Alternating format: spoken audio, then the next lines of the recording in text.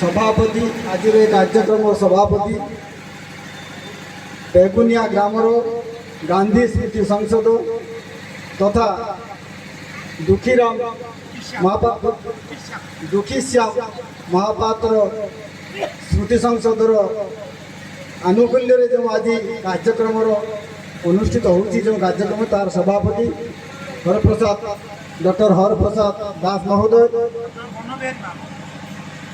बनबिहारी doctor बनबिहारी Mahapatra महोदय doctor Ravindra sir doctor कमला प्रसाद महापात्र महोदय आपण मानक समस्त को मोर प्रणाम तथा कार्यक्रम को आज जो मत निमंत्रण कर मत आज स्थान उपनीत आपण मानक अशेष अशेष अशेष धन्यवाद। कथा आज जो जो उद्देश्य जो दिवस को पालन करने आम एकाठी जो उद्देश्य आमर तो ये मत जना जे समस्ते होती यथेष्ट यथेष्ट विज्ञ एवं यथेष्ट शिक्षा क्षेत्र में समस्ते होती अपर स्टेज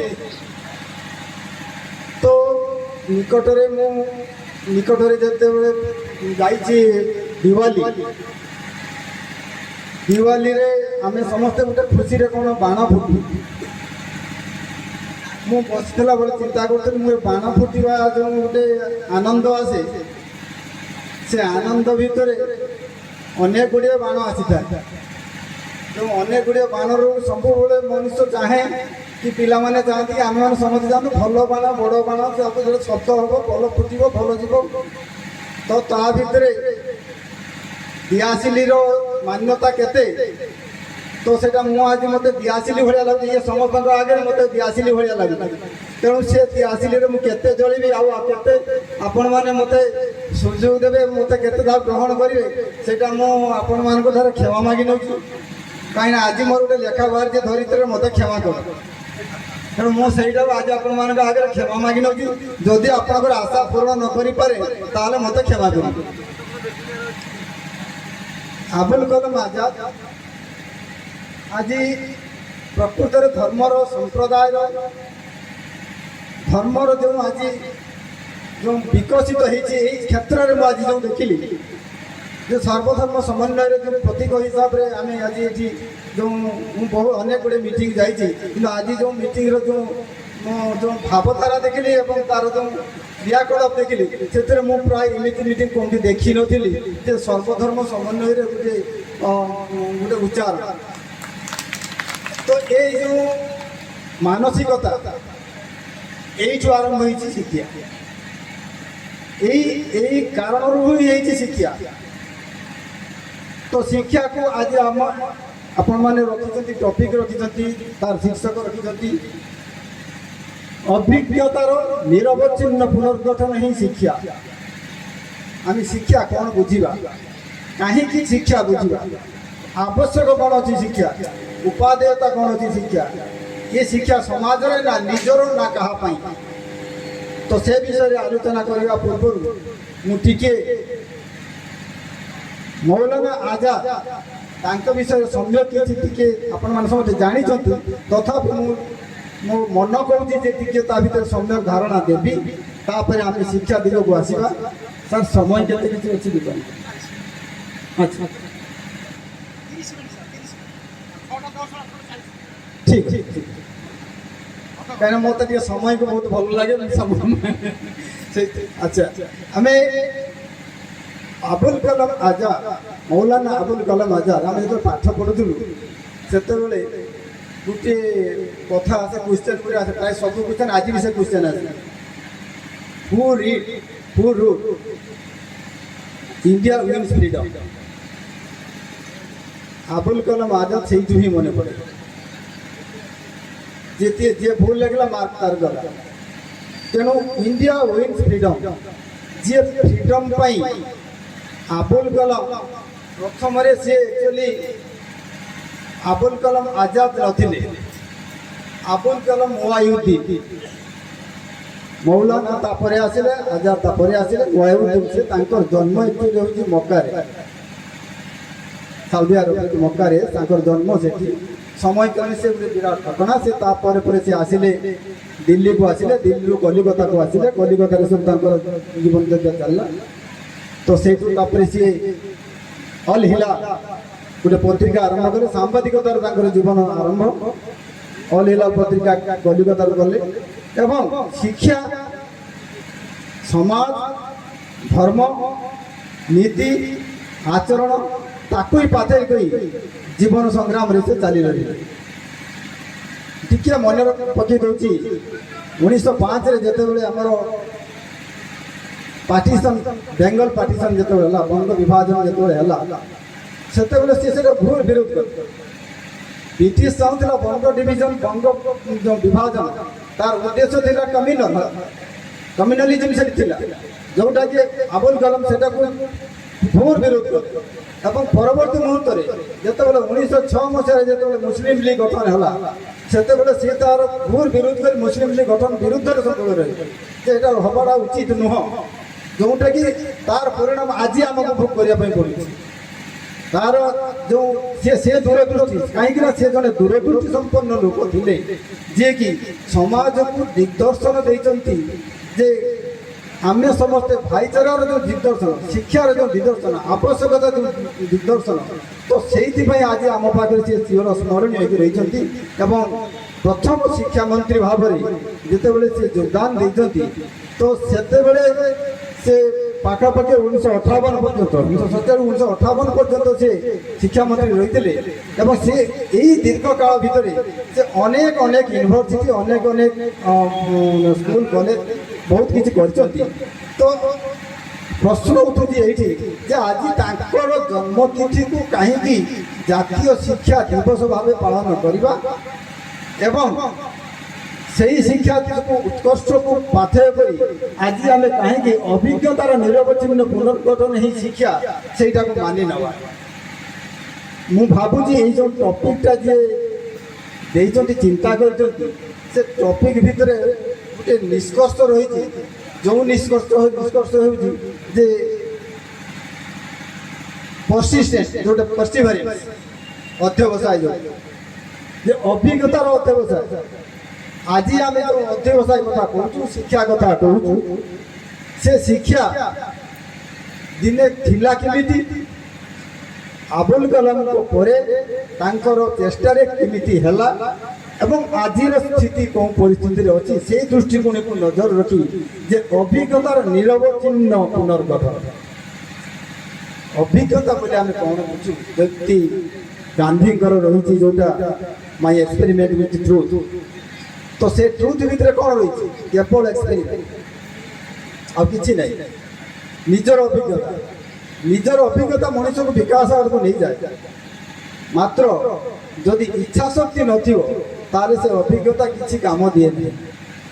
ଆଜିର ଶିକ୍ଷା, ଆମର ଉଦ୍ଦେଶ୍ୟ ହେଉଛି, ଆଜି ଯେଉଁ କାର୍ଯ୍ୟକ୍ରମ ଯେଉଁ କରାଯାଉଛି, ସେ କାର୍ଯ୍ୟକ୍ରମର ଉଦ୍ଦେଶ୍ୟ ହେଉଛି, ଏ ଗାଁରେ ଯେଉଁ କାର୍ଯ୍ୟକ୍ରମ କରାଯାଉଛି, ଏ କାର୍ଯ୍ୟକ୍ରମର ଉଦ୍ଦେଶ୍ୟ ହେଉଛି ଶିକ୍ଷା ମାଧ୍ୟମରେ ସମାଜରେ କିଭଳି ପରିବର୍ତ୍ତନ।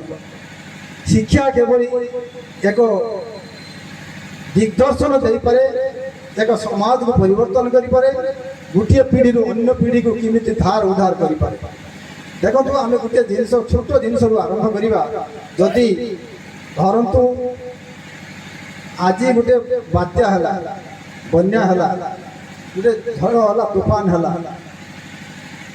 ସେଥିରେ ଆମେ ସମସ୍ତେ ଯିଏ ଘରେ ତିଆରି କରିଦେଉଛୁ, ଘର ଓଜରି ଯାଉଛି, ଘର ତିଆରି କରିଦେଉଛି ଏବଂ ସେଥିରେ ବହୁତ କମ୍ପ୍ଲେନ୍ ଦେଉଛୁ, ବହୁତ ସେଥିରେ କମ୍ପ୍ଲେନ୍ ହୁଏ।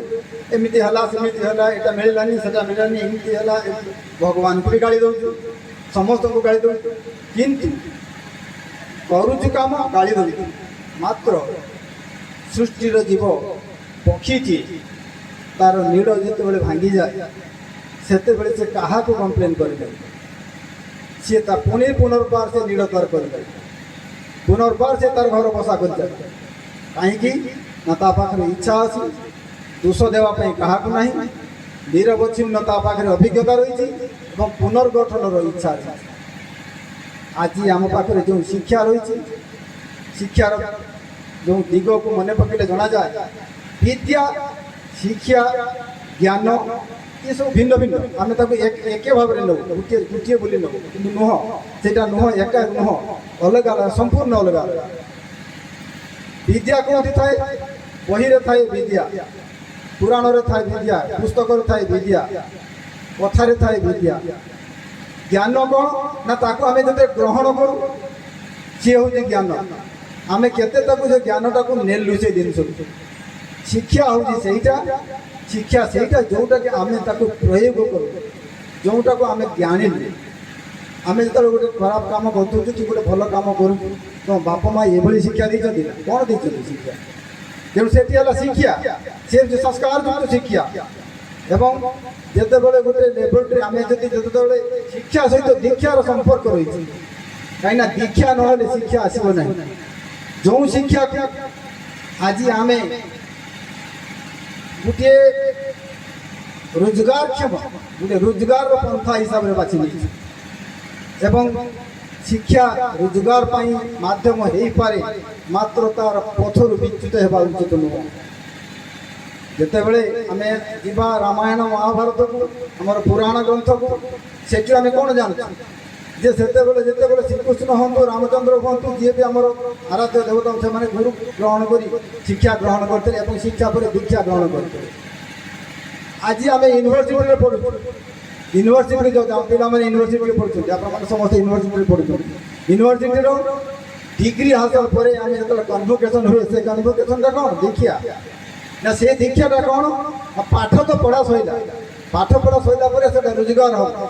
ରୋଜଗାର ପରେ ଚାକିରି କରିବ, ଯାହା କରିବ ସେଟା ସେ ଦିଗ ଅଲଗା। ସାର୍ଟିଫିକେଟ୍ ପାଇଗଲେ ସେଟା ଆମକୁ ରେକଗ୍ନିସନ୍ ମିଳିଗଲା, ଆମକୁ ଅଥରାଇଜ୍ ରେକଗ୍ନିସନ୍ ମିଳିଗଲା। ମାତ୍ର ଦୀକ୍ଷା ଯେଉଁଟା ଶିକ୍ଷାକୁ ପ୍ରୟୋଗ କରିବା, ପ୍ରୟୋଗଶାଳା ଲ୍ୟାବୋରେଟୋରୀ ବୋଲି ଯେଉଁଟା କୁହନ୍ତୁ, ଯେଉଁଟା ଆମେ ଶିକ୍ଷା ପଢ଼ିନେଲୁ, ଜାଣିନେଲୁ, ଡିଗ୍ରୀ ପାଇଗଲୁ, ମାତ୍ର ତାର ପ୍ରୟୋଗଟା ହେଉଛି ଲ୍ୟାବୋରେଟୋରୀ। ସେ ଲ୍ୟାବୋରେଟୋରୀଟା ହେଉଛି ସମାଜ। ଏ ସମାଜରେ ଆମେ କିଭଳି ସେ ଶିକ୍ଷାକୁ ପ୍ରୟୋଗ କରିଲୁ, ଏ ଶିକ୍ଷାକୁ କିଭଳି ତା ଭିତରେ ଆମେ ତାକୁ ଯୋଡ଼ିଲୁ, ସେ ଯୋଡ଼ିବାଟା ହେଉଛି ଆମର ପାରଦର୍ଶିତା। ସେଇଟା ହେଉଛି ଆବୁଲ କାଲାମଙ୍କର ଶିକ୍ଷା। ସେହି ଶିକ୍ଷାରେ ଆମେ କେତେ ଦୂର ପାରଙ୍ଗମ ଏବଂ ସେହି ଦୀକ୍ଷାରେ ଆମେ କେତେ ଦୂର ପାରଙ୍ଗମ, ତାହା ତଉଲିବା ପାଇଁ ଆଜି ଏ ସମୟ ଆମ ପାଖରେ ପହଞ୍ଚିଛି ଯେ ଆମେ ସେହି ଶିକ୍ଷାରେ ପହଞ୍ଚିଛୁ ନା ସେ ଦୀକ୍ଷାରେ ପହଞ୍ଚିଛୁ, ନା ଆମେ ଆଉ ଆମ ପାଖରେ କର୍ତ୍ତବ୍ୟ କ'ଣ ଅଛି। ସାବିତ୍ୟା ଯା ବିମୁକ୍ତ ଯେ ଅନ୍ଧକାରରୁ ଆଲୋକକୁ ଆଣେ, ସିଏ ହେଉଛି ଶିକ୍ଷା। ଆଜିର ସମାଜ, ଆଜିର ଯୁବପିଢ଼ି, ମୁଁ ବିଶେଷତଃ ଏଇ ଯୁବପିଢ଼ିକୁ ଆହ୍ୱାନ ଦେବି ଯେ ଶିକ୍ଷାକୁ ଯେଉଁ ଗତିଶୀଳ, ଯେଉଁ ଗତିରେ ଆଜି ଯାଉଛି, ଏଇଟାକୁ ହୁଏତ କେତେକାଂଶରେ ମୁଁ ସମସ୍ତଙ୍କୁ ଦୋଷ ଦେଉନାହିଁ, ଏଟାକୁ ଶିକ୍ଷା ବୋଲି କୁହାଯିବ ନାହିଁ। ଯେଉଁ ଶିକ୍ଷା ଯଦି ସମାଜ ଗଠନରେ ସହାୟକ ନ ହୋଇପାରିଲା, ଯେଉଁ ଶିକ୍ଷା ଶୃଙ୍ଖଳା ତିଆରି କରି ନ ପାରିଲା, ଯେଉଁ ଶିକ୍ଷା ପାଇଁ ମାନବବାଦର ଯେଉଁ ଚିନ୍ତାଧାରା ସୃଷ୍ଟି ହେଇ ନପାରିଲା, ସେ ଶିକ୍ଷା ଆମର କ'ଣ ଆବଶ୍ୟକତା ପୂରଣ କରୁଛି? କେବଳ ଚାକିରି କରିବା, କେବଳ ରୋଜଗାର କରିବା, କେବଳ ସମାଜରେ ହୀନମନ୍ୟତାକୁ ପ୍ରଶ୍ରୟ ଦେବା କ'ଣ ଶିକ୍ଷା? ଆଜି ଧରନ୍ତୁ ଅଭିଜ୍ଞତାର ନିରବଚ୍ଛିନ୍ନ ପୁନର୍ଗଠନ, ଅଭିଜ୍ଞତା ଆମ ପାଖରେ ଅଛି। ଜଣେ ପିଲା ଆଜି ଜଣେ ରିସର୍ଚ୍ଚ କରିବା ପାଇଁ ଯାଉଛି, ଗବେଷଣା କରିବା ପାଇଁ ଯାଉଛି, କାହିଁକି ନା ଶିକ୍ଷା କିମ୍ବା ଜଣେ ମଣିଷ ଅନୁସରଣ, ଅନୁକରଣ, ଅନୁଶୀଳନ ଏବଂ ଅନୁବନ୍ଧନ କଲେ ସେ ଶିକ୍ଷା ତାର ମର୍ଯ୍ୟାଦା ସହ ପହଞ୍ଚିବ। ଦେଖନ୍ତୁ ବର୍ତ୍ତମାନ ଯଦି ଜଣକୁ ଆମେ ଯଦି କହିଲୁ ଯେ ପ୍ରଫେସର ମାନେ ବସିଛନ୍ତି ସମସ୍ତେ, ଆପଣମାନେ ସମସ୍ତେ ଜ୍ଞାନୀଗୁଣୀ ସମସ୍ତେ ବସିଛନ୍ତି, ଯଦି କାହାକୁ କୁହାଯିବ ଯେ ଆପଣ ତମେ ଗୋଟେ ପିଲାକୁ କୁହାଯିବ ଯେ ତୁମେ ରିସର୍ଚ୍ଚ କରିବ, PhD କରିବ, ଡିଗ୍ରୀ ପାଇଁ PhD କରିବ, ସେ ପ୍ରଥମ ପଚାରିବ ସେ ପିଲାର ଉତ୍କଣ୍ଠା। ଆଜିର ସମାଜ କଥା କହୁଛି, ପ୍ରଥମ ଉତ୍କଣ୍ଠା ଯେଉଁ ଆସିବ ଯେ କେଉଁଠି କ'ଣ ମିଳିବ, କେଉଁଠି କ'ଣ ମିଳିବାର ଯେଉଁ ଅନୁସନ୍ଧିତ ଇଚ୍ଛା, ଖୋଜିବାର ଯେଉଁ ଇଚ୍ଛା, ସେ ଇଚ୍ଛା, ସେ ଅଭିଜ୍ଞତା ଆଜି ବର୍ତ୍ତମାନ ନାହିଁ, ସେଇଟା ବହୁତ ଗୁଣରେ କମି ଯାଉଛି। ମୁଁ ମୋ ପାଖରେ ଜଣେ ରିସର୍ଚ୍ଚ କରିବା ପାଇଁ ଆସିଲା, ମୁଁ ଗୋଟେ ଛୋଟ ଉଦାହରଣ ଦେଉଛି। ମୋ ପାଖକୁ ଜଣେ ରିସର୍ଚ୍ଚ କରିବା ପାଇଁ ଆସିଥିଲା ପିଲାଟି ପାଣି ବାହାରେ ସେ ପିଲା PhD କରିବା ପାଇଁ ଆସିଲା ଫର୍ମଟେ ପୂରଣ କରିକି ଦେଲେ ଫର୍ମ ପୂରଣ କରି ଦେଇ ସେ ଲେଖିଲେ MPhil MA MPhil ସ୍ପେଲିଂ ହେଉଛି M.FIL ମୁଁ ତାଙ୍କୁ କହିଲି ପିଲାକୁ କହିଲି ଝିଅରେ ଡାକିଲେ ତାଙ୍କୁ ମାନେ ଫର୍ମଟା ତମେ ପୂରଣ କରିଛ ନା ହଁ ଅତି ସଦର୍ଭେ ମୁଁ ପୂରଣ କରିଛି ନା ମୁଁ ଏଇଟା କ'ଣ ଭୁଲ ଦେଖିଲ ନା କ'ଣ ଭୁଲ ଅଛି ମୁଁ MPhil ସ୍ପେଲିଂ କ'ଣ କି ନା ଆପଣ କହୁନାହାନ୍ତି କ'ଣଟା ମୁଁ MPhil ତୁମେ MFIL ନା କ'ଣ ହବ କି ମୁଁ তুমি ଜାଣିନ କ'ଣ ହବ ନା ଆପଣ ଯେଉଁଟା ଜାଣିଛନ୍ତି ସେଇଟା ଲେଖି ଦେଉନାହାନ୍ତି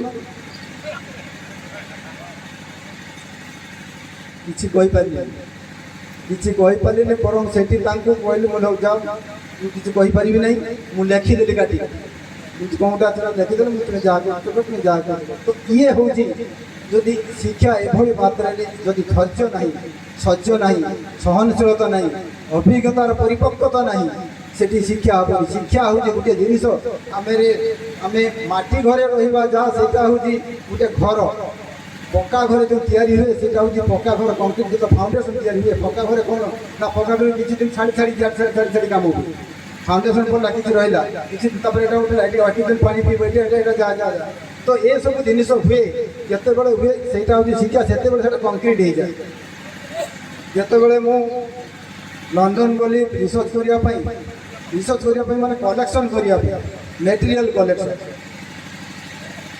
ମୋତେ ଗୋଟେ ମାସ ଲାଗିଥିଲା ବୁଝିବା ପାଇଁ ରିଜିନ୍ ବ୍ରିଟିଶ ଗଭର୍ଣ୍ଣମେଣ୍ଟ କହୁଛି ଗାନ୍ଧୀକୁ 1930ରେ ବ୍ରିଟିଶ ଗଭର୍ଣ୍ଣମେଣ୍ଟ କହୁଛି ଗାନ୍ଧୀକୁ ଆରେଷ୍ଟ କରିବେ whether will arrest Gandhi or not ଏଇ ଯେଉଁ ଏତିକି ଜିନିଷର ଏତେ ତର୍ଜମା ଚାଲିଥିଲା କାହିଁକିନା ଗାନ୍ଧୀକୁ ଆରେଷ୍ଟ କରିବା ପାଇଁ ବ୍ରିଟିଶ ଗଭର୍ଣ୍ଣମେଣ୍ଟ ଡରୁଛି ଗାନ୍ଧୀ ସେଠି କହୁଛନ୍ତି ମୋତେ ଶୀଘ୍ର ଆରେଷ୍ଟ କର ତାପରେ ଦେଖିବା କାହିଁକିନା ଫ୍ରିଡମ୍ ସେଇଠୁ ଆସିବ ମୁଁ କାହିଁକି କଥା କହୁଛି ନା ଆବୁଲ କଲାମ ଆଜାଦଙ୍କର ସେତେବେଳେ ସେଇ ତାଙ୍କର ସମ୍ପୃକ୍ତି ଥିଲା କାହିଁକିନା 1934 ମସିହାରେ 1934 ମସିହା ସିଏ ଜଣେ ୟଙ୍ଗେଷ୍ଟ ପ୍ରେସିଡେଣ୍ଟ କଂଗ୍ରେସ ତ ସେତେବେଳେ ମୋତେ ମାସେ ଲାଗିଯାଇଥିଲା ସେ ଜିନିଷ ଖୋଜିବା ପାଇଁ ବାହାର ଜାଗାରେ ପଇସା ଖର୍ଚ୍ଚ ହେଉଛି ସତ କିନ୍ତୁ ମୋତେ ମାସେ ଲାଗିଥିଲା ସେଇ ଯେଉଁ କରେସ୍ପଣ୍ଡେଣ୍ଟ ଖୋଜିବା ପାଇଁ ଯେ whether will arrest ଗାନ୍ଧୀ ତ ଏଇ ଯେଉଁ ଇଚ୍ଛା